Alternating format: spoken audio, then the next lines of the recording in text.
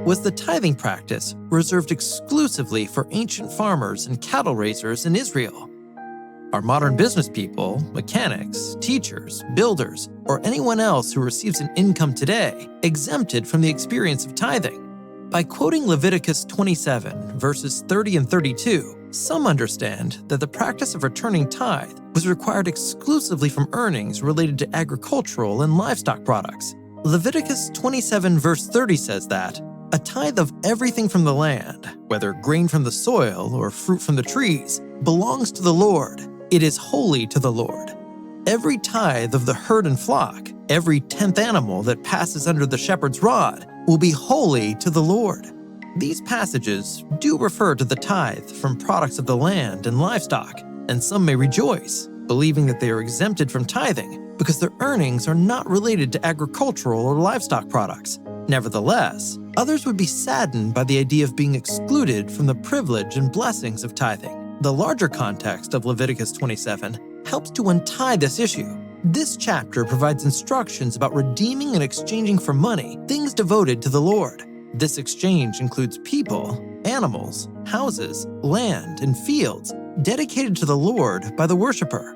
But when it comes to the tithe, Leviticus 27 mentions that the Israelites could only exchange the tithe of the produce of the land for cash, but no provision was made for exchanging the tithe of animals for money. Also, there is no mention of the tithe from cash earned.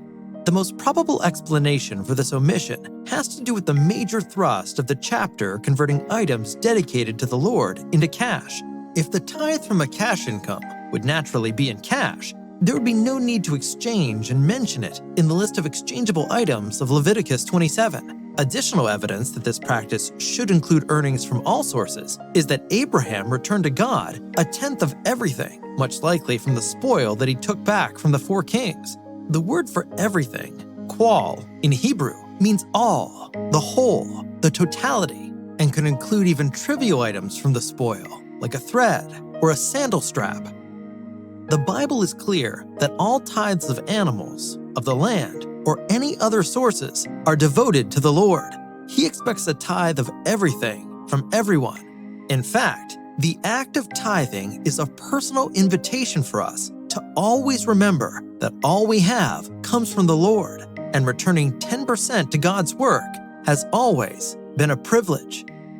We are all invited today to worship the provider of all things with our tithes and promise, which is our regular and systematic offering. May we put our desires last and God first.